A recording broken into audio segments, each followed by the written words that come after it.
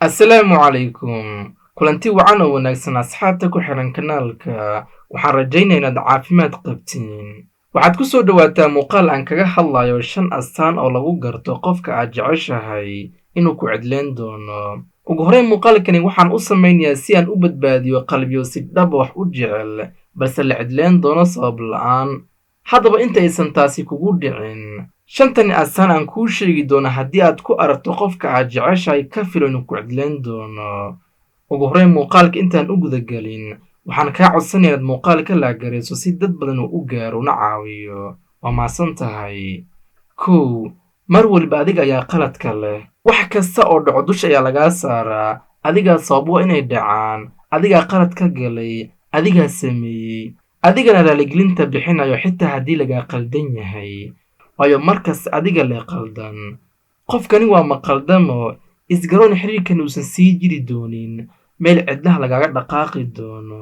weliba adigoo dusha iska saaray qalid walba si xiriirkana u sii jiro. 2 laguma daneeyo.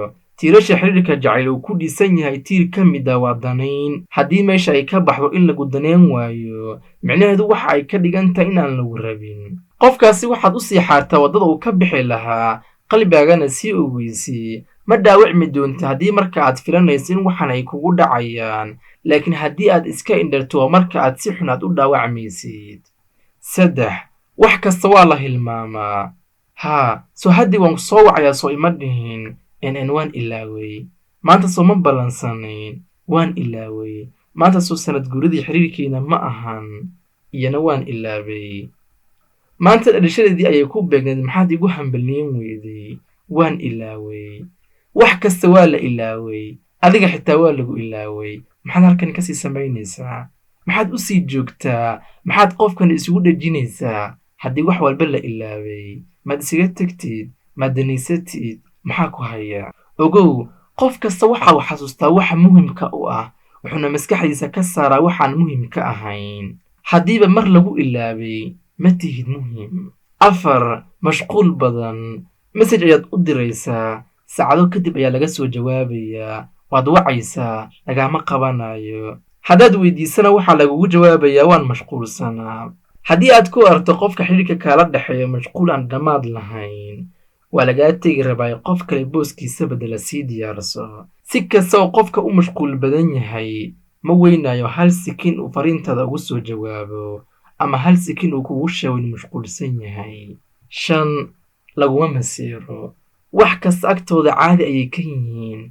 xitaa haddii lagugu arko qof kale kuma weydiinayaan qofka uu ahaa. haddii qof kale aad uga sheekaynayso ma muujinayaan dareen masiir ah.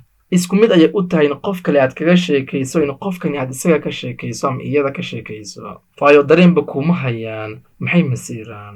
jacayl aan masiir lahaynna ma ahan jacayl. qofka ku jecel waa kan kuu masiiraa. qofka ku jecel waa kan keligiisa ama keligeeda isku kaa koobtaa. 5 astaamood haddii aad ku aragto qofkaad wada socotaan ee aad jeceshahay qof kale sii diyaarso booskiisa bedela. ha iska indhatirin waxaad arkayso inay dhacayaan. si kasta oo dareenka qofkaad u hayso uu kugu weyn yahay. laakiin inta uusan qofkani ku cidlin kaana tegin adiga iska fasax. waxaan hubaa inay kaa codsan doonaan in mar kale jaanis aad siiso si waajibaadkooda si fiican ay u gutaan. qof kasta oo aad ka heli weyday dareenkaad ugu baahan tahay ka soco. ha isku dhibin qofkaas. ha isku dejinin. ha ku fikirin wuu isbedelayaa. qofka doonay wuu isbedeli karaa. qofka aanan doonayninna ma isbedelayo. laakiin adiga waxba ma bedeli kartid. taa beddelkeeda waad isdhaawacaysaa. muuqaalkan intan ayuu ku egyahay. fadlan ha ilaawin inaad muuqaalka laagarayso. waa mahadsan tahay.